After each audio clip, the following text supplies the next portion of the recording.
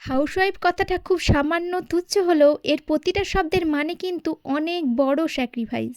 একটি মেয়ে ছুটিবিহীন, বেতনবিহীন, শরীর খারাপবিহীন সারা দিন অক্লান্ত পরিশ্রম করে যায় শুধুমাত্র আপনাদের একটা পুরো দিনকে পারফেক্ট করে তুলতে, আপনাদেরকে ভালো রাখতে। আচ্ছা, ওই মেয়েটার যখন অসহ্য শরীর খারাপ হয়, মাথায় যন্ত্রণা হয়, রাগ হয়, অভিমান হয়, বা সারা দিন অক্লান্ত পরিশ্রমের পর রাত্রে যখন বাচ্চারা না ঘুমায়, তখন কি কেউ তাদের পাশে থাকে? শরীর খারাপে মাথায় হাত বুলিয়ে দেয়? একটা মেয়ে চাইলেই কিন্তু খুব বিশাল বড় না করলেও সামান্যভাবেও বাইরে প্রতিষ্ঠিত হতে পারে, নিজের হাত খরচ চালাতে পারে, নিজের ছোট ছোট ইচ্ছাগুলোকে পূর্ণ করতে পারে। কিন্তু কেউ কি তাদের ইচ্ছা বা স্বপ্নগুলোর গুরুত্ব দেয়?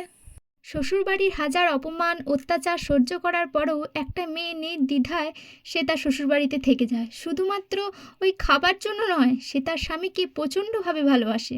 তার স্বামীরও উচিত বন্ধু বান্ধব আত্মীয় স্বজনের কাছে ওই তাচ্ছিল্যের সুরে আমার বউ হাউসওয়াইফ কথাটা না বলে যথেষ্ট সম্মান ও গুরুত্ব দেয়া। যাই হোক, আজকে আমি রান্না করেছিলাম ধোকার তরকারি, শুশুনি শাক ভাজা, উচ্ছে আলু সেদ্ধ আর রুই মাছের পোস্ত। ও অফিস চলে গেল, ওকে টিফিনটা ভরে দিলাম। তারপর আমি খেয়ে দিয়ে ওপরে বিছানাটা বাগাতে এসেছিলাম। আসলে ও কাজ কমপ্লিট করে একটু বেলা করে যায়, তাই সব কাজ সেরে আমি চান করার আগে বিছানাটা বাগিয়ে চান করি। যাই হোক, আজ অনেক দিন পর আজকে একটু বৃষ্টি হয়েছে, আর এই সময়টায় বেশ তাড়াহুড়োই থাকে। যেটুকু কাজ আমরা প্রতিটা ভিডিওতে দেখতে পাই, তার বাইরে হাজারো কাজ থাকে আমাদের। রান্না বান্না করে এই বিছানাপত্র আমি খুব তাড়াতাড়ি বাগিয়ে নিই, তারপর স্নান করে ওই 11:30 থেকে আবার পড়তে আসে, ওই জন্য একটু তাড়াহুড়ো থাকে, না হলে আস্তে আস্তে করলেও হয়। আর প্রত্যেক দিনই ও প্রায় বেরোতে বেরোতে 11টা বাজিয়ে দেয়। ও না বেরোলে আমি উপরের ঘরটা ফাঁকা পাই না, ও বেরিয়ে যাওয়ার পর আমি করি।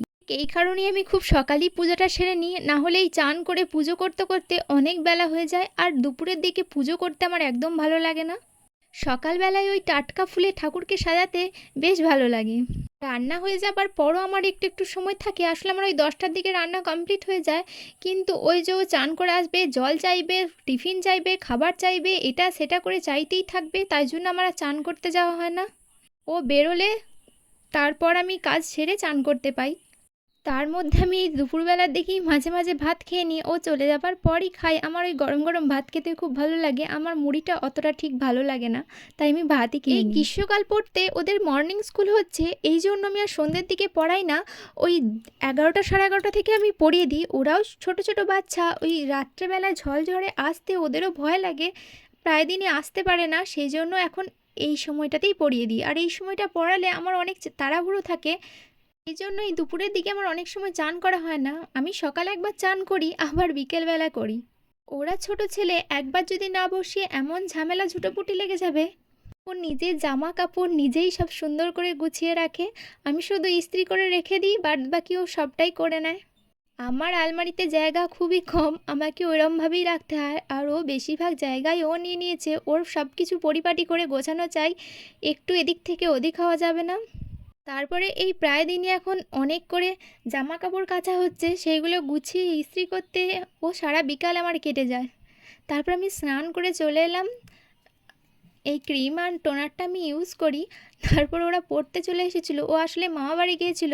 মামাবাড়ি থেকে এসো দিদা আর দাদুর জন্য খুব মন খারাপ, এসে থেকে কাঁদছে, ও পড়বে না। আর এত ভালো, কিছু হলেই বলবে পিসু আমার এটা ভিডিও করে আমার দিদাকে পাঠিয়ে দাও, তাহলে আমার দিদা এই কথাগুলো শুনতে পাবে। তারপর সন্ধ্যের দিকে একটু ফল কেটেছিলাম, এটা ওর জন্য রাখা ছিল, অফিস থেকে এলে খাবে। আর রাত্রের দিকে ওরকম পেঁপে আলু দিয়ে একটা তরকারি করেছিলাম আর রুটি।